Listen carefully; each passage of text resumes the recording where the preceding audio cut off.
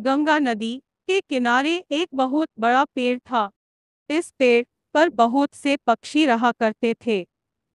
एक दिन एक बूढ़ा गिद्ध वहां आया और पक्षियों से बोला कि क्या वह इस वृक्ष के खोल में रह सकता है।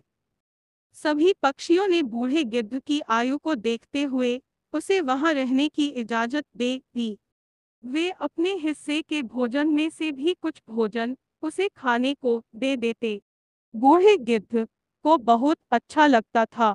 वह मन ही मन सोचता, ये पक्षी कितने दयालु हैं। अतः जब वे अपने बच्चों के लिए भोजन की तलाश में जाया करेंगे, तो मैं पीछे से इनके बच्चों की रक्षा किया करूंगा।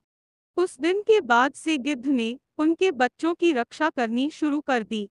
सभी मिलकर हंसी खुशी रहने लगे। एक दिन एक बिल्ली वहां से गुजरी।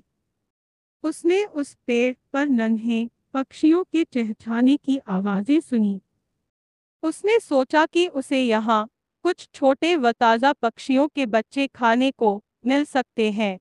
उसे देखकर पक्षियों के नन्हे बच्चे डर के मारे जोर जोर से चिल्लाने लगे। बूढ़ा गिद्ध चिल्लाया, कौन है?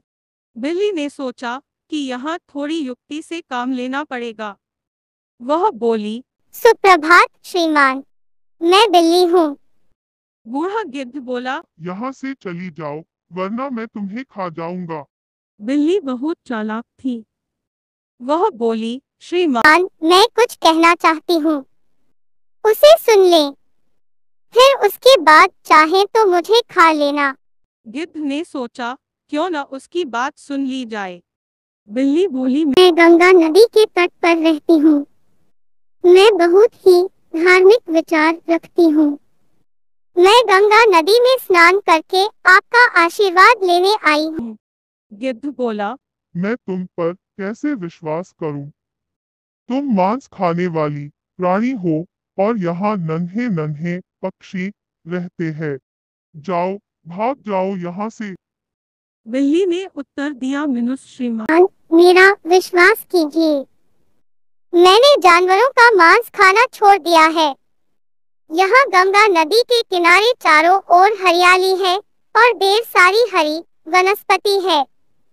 मैं केवल हरी सब्जियाँ और फल खाकर ही अपना पेट भरती हूँ। बूढ़ा गिद्ध उसकी बातों में आ गया। उसने उस पर दया खाकर वहां रहने की इजाजत दे दी। कुछ दिन तो सब कुछ सही सलामत चलता रहा, किंतु बिल्ली अपने ऊपर काबू नहीं रख सकी। अतः उसने प्रतिदिन एक के बाद एक करके नन्हे पक्षियों को खाना शुरू कर दिया। बूढ़े गिद्ध को इसका पता नहीं चला। बहुत जल्दी पक्षियों ने देखा कि उनके नन्हे बच्चों की संख्या कम होती जा रही है। उन्हें चिंता सताने लगी तथा वे उन्हें यहाँ वहाँ ढूंढने लगे। चालाक बिल्ली ने इस स्थिति को भांप लिया और सोचा कि अब वह पकड़ी जा सकती है। अतः वह वहां से भाग निकली। अपने बच्चों को ढूंढते हुए जब पक्षी बूढ़े गिद्ध के खोल के पास पहुंचे, तो उन्होंने वहां अपने बच्चों की हड्डियां पड़ी हुई देखी। उन्होंने सोचा, इस बूढ़े गिद्ध ने ही हमारे बच्चों को मारा है। अतः वे गुस्से से भर गए और उन सबने मिलकर बूढ़े गिद्ध को मार डाला।